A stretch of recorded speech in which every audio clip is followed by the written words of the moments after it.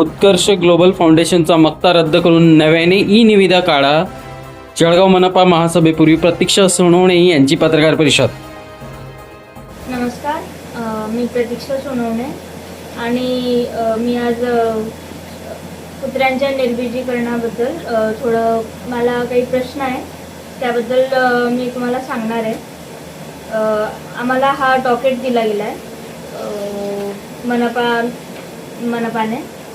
तर यात त्यांनी काय आतापर्यंत बिल्स वगैरे काढले त्याबद्दल त्यांनी सांगितलं आहे. आणि ऑगस्ट 25 ते जुलै 26पर्यंत त्यांनी 2032 कुत्र्यांवर शस्त्रक्रिया केलेली आहे, त्यांचे बिल्स काढले.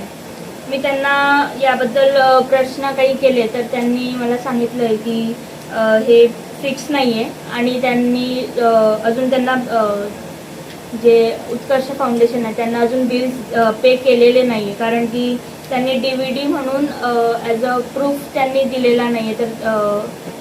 तर त्यासाठी मग त्यांना बिल पे केलेलं नाही आहे. पण यात त्यांनी क्लिअरली दिलेलं नाही आहे, कारण की श्वानांवर निर्बीजीकरण केलेली आहे असंच दिलं आहे. त्यांनी जर फिक्स दिलेलं नाही आहे तर मग कदाचित ते फ्युचरमध्ये त्यांना पे करू शकतात. आणि यात खूप सारे असे नंबर्स आहे जे वाढवून सांगितले, मोर दॅन हाफ. म्हणजे जर इथं 2032 असतील तर कदाचित त्यांनी 1000च्या वर सुद्धा केलेले नसतील असं मला वाटतं. आणि त्याची इतकं फ्रॉड करून सुद्धा त्यांना वाचवलं जाते, यावर मला खूप सारे प्रश्न आहेत. मॅडम, तुमच्या प्रमुख मागण्या काय आहेत पत्रकार परिषद? मला मेनली मला हे सांगायचं की त्यांना आधी तर बिल्स पे करायला नको जोपर्यंत ते DVD म्हणून असं प्रूफ देत नाही. आणि सेकंडली त्यांच्यावर FIR करायलाच हवी, कारण की त्यांनी फ्रॉड केला आहे आणि मिसलीडसुद्धा केलं आहे. कारण की एकदा जर त्यांना FIR केली तर त्यांचं AWBIचं जे सर्टिफिकेशन आहे ते सुद्धा कॅन्सल होईल. त्यांनी आज जळगावमध्ये येऊन आपल्यासोबत फ्रॉड केला आहे. त्यांना आज आपण असं सोडलं तर ते दुसऱ्या गावात जाऊन सेम करतील. त्यांना ऑफकोर्स त्यांच्यावर फाईलसुद्धा करायला हवी FIR आणि सर्टिफिकेशनसुद्धा कॅन्सल करायला हवं. आणि यात त्यांनी एक कमिटी फॉर्म केली आहे पूर्ण चौकशी करण्यासाठी. तर त्या कमिटीमध्ये रिलेटेड अधिकारी नको, कारण की मग त्यात ट्रान्सपरन्सी राहणारच नाही आहे.